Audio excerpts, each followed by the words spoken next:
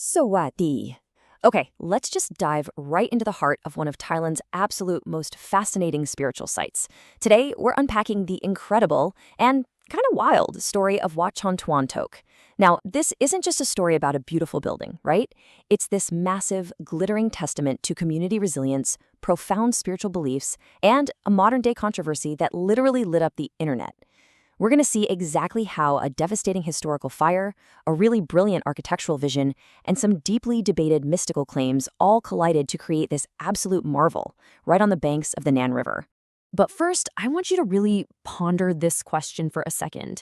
Can a human being, through just the sheer power of meditation, completely halt their consciousness, abstain from all food and water, and sustain that state for 90 straight days? Well, back in the Buddhist era year 2557, the abbot of Wat Chan Tawan Tok, Phra Ajahn Ubali Atulo, claimed he did exactly that. He said he entered a highly advanced meditative state called Niroda Samapati, but the claim actually went even further. He stated that during those 90 days, his spirit engaged in astral projections specifically to see who was donating to the temple. It's a massive hook, right? It drew in thousands of followers, but as you'd expect, it also sparked some fierce traditional skepticism. Okay, let's dive into this with Section 1, Birth of the Golden Vihara, a Vision in Gold. To really wrap your head around the controversy we just talked about, you first have to understand the sheer mind-boggling scale of what was actually being built. The focal point of all this faith is a structure so magnificent, it literally changes the entire skyline of Phitsanulok. We're talking about the Mahavihara Somdet Ong Pathom. Now, according to architectural records, this is the second largest grand sanctuary in all of Thailand. Number 2! It's only surpassed by the Temple of the Emerald Buddha in Bangkok. This colossal structure beautifully blends applied Thai art with those delicate, swooping curves of Lana architecture. But the real jaw-dropper? The roof is adorned with pure gold that just absolutely blazes when the sun hits it. And inside, there sits a magnificent Buddhist statue, 4 cubits and 9 inches wide, completely shimmering in gold and diamonds. So you're probably wondering, how do you even fund a project of this astronomical scale? Well, the temple's abbot preached a really powerful spiritual incentive. He taught that anyone who contributed to the construction of this specific Buddha and its sanctuary would have their names permanently written into a heavenly golden account. The promise here was that every Buddha would bless this account, which would accelerate the donor's path to nirvana and, maybe most importantly, guarantee they'd never fall into the lower realms of existence. Honestly, it was a brilliant way of intertwining spiritual salvation directly with physical architecture.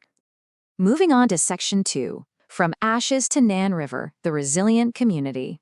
Because, before there was all that gold, there was just ash. To truly appreciate this dazzling modern temple, we actually have to rewind the narrative quite a bit and look at its incredibly chaotic origins. The original community was established way back in the Ayutthaya period, hidden deep in a thick forest. Back then, it was called Wat Rong Man. But around the Buddhist era year 2400, total disaster struck. A massive fire just swept through the village. And because they were so far from the main river and only had these tiny private wells, the community just didn't have the water to fight the flames.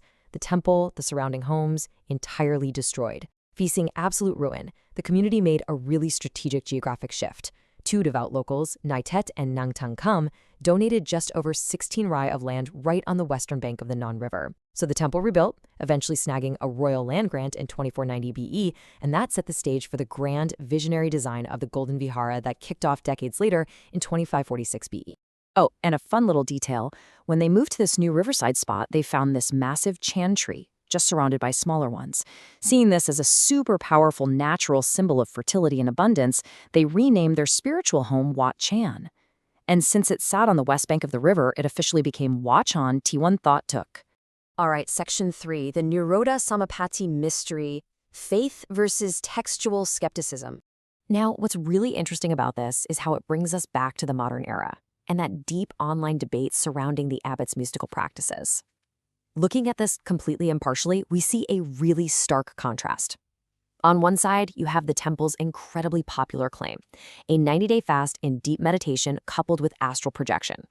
This claim resonated so deeply with the local community and followers of esoteric practices, and it literally drove massive crowds to the temple. But on the other side, You've got traditional Buddhist scholars and skeptics going back and forth on platforms like Pantip.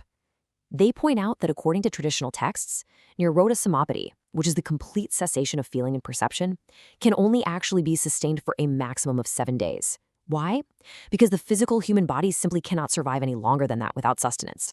Just to give you a taste of that textual skepticism, there was a highly upvoted comment on the Pantip forum that pointed out a major philosophical contradiction. The user wrote verbatim, "Niroda means consciousness doesn't arise or pass away, so what is there to project and see?" The whole argument here is that if a monk has truly, completely halted all mental formations, well, the act of astral projecting to look at donors is fundamentally impossible. It's just this fascinating clash between lived popular faith and strict doctrinal logic.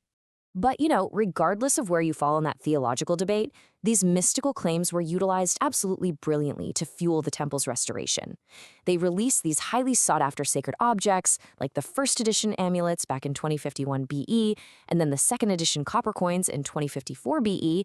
And get this, they expertly tied their major construction milestones to massive astronomical events. They hosted these huge roof finial raising ceremonies specifically during total lunar eclipses, blood moons.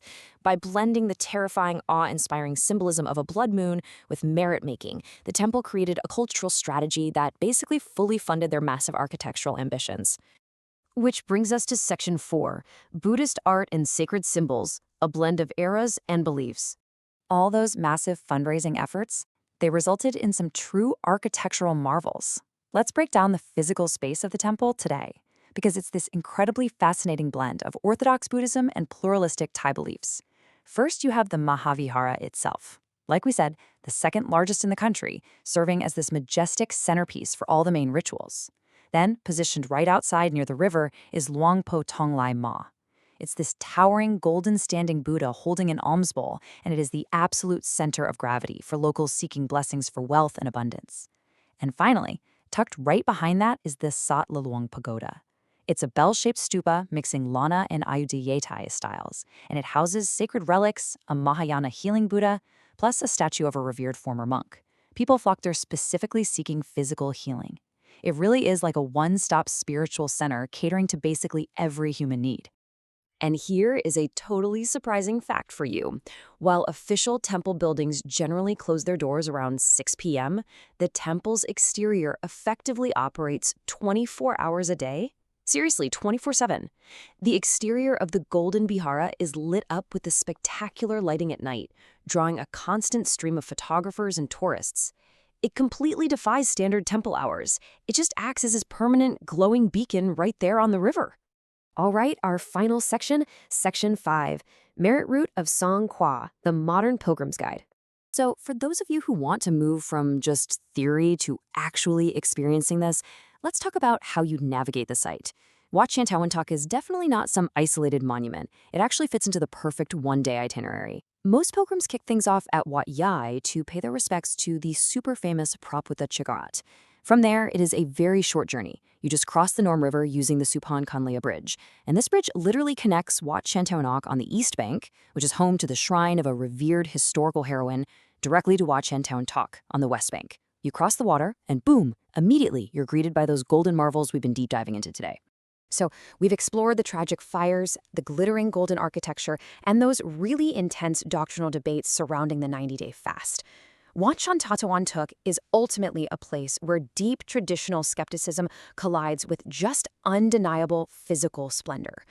And it leaves us with one final thought to really chew on. When we look at the incredible resilience of this community and the breathtaking sanctuary they've managed to build, does the absolute, objective truth of a mystical claim really matter more than the tangible beauty and unity that faith has constructed in the real world? Thank you so much for exploring these sources with me in this explainer. Keep questioning, keep learning, and I will see you in the next deep dive.